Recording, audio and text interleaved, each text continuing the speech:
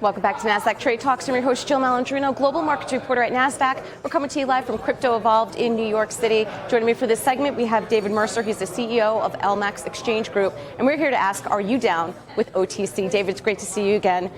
Amazing how fast a year goes by. Good to see you, Jill. Great to see you, too. And last year, we were talking about liquidity, security of funds, lack of credit, intermediation. Are some of those key challenges, do they still exist, and where has some of the improvement been? So I think we're getting there in all three. I certainly think LMAX Digital has helped with that. You know, we're the primary institutional cryptocurrency exchange today. I sort of look at it slightly differently at the moment. It's kind of the ABC of the challenges in the crypto market. It's the adoption more widely worldwide of cryptocurrencies. It's banking, the lack of banking in the system today. Very difficult for some of the institutions that are here today to even get a bank account with a reputable bank. So we're using banks with much smaller balance sheets than you'd expect in traditional capital markets. And I've forgotten my C for a minute. Credit is really the third one, and that's the big blocker for the institutional market to enter this space. So in traditional capital markets, asset managers, fund managers, pension funds come through their banks and they provide the credit. Within the crypto space at the moment, you're asked to send your coin or your fiat to unknown persons on the other side of it. So that's the ABC.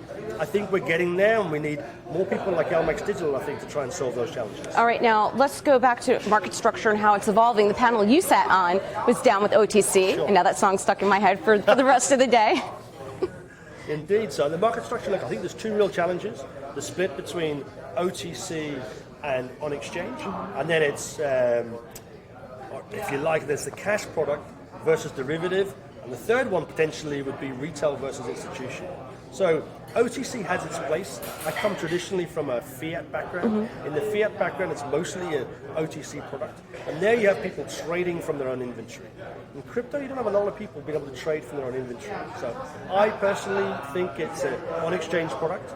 We're evangelists at LMAX Digital for central limit order books. I think really that's the evolution.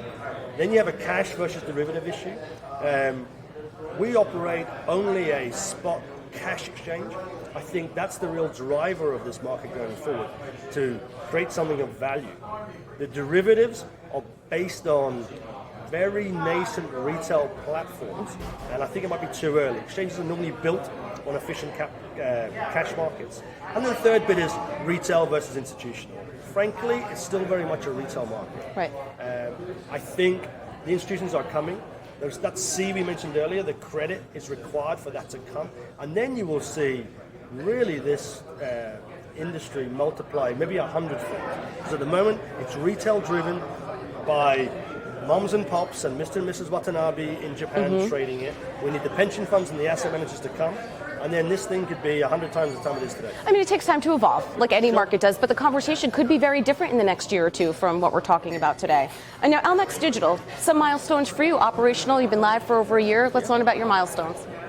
So look, it's been a very exciting time for LMAX Digital. We're 12 months in. It's the fastest growing exchange we've ever built. It's our 5th exchange. We broke even in month 5. We had our biggest day ever just gone on Saturday. We traded 640 million of cryptocurrencies, spots. We think that was number 1 in the marketplace, maybe as much as 10-20% of the whole spot market. That was exciting. In the whole month of June, we'll probably trade 6 billion. We've traded 6 million trades to date. We've got 195 institutions onboarded. We're very excited about this opportunity and the growth of blockchain technology overall. That's what we are big believers in. And if you believe in blockchain technology, then you must have an asset of some sort to transfer value. All right, David, as always, great to see you. Thanks, Jill. And thanks for joining us on Trade Talks. I'm Jill Malandrino, global markets reporter at Nasdaq.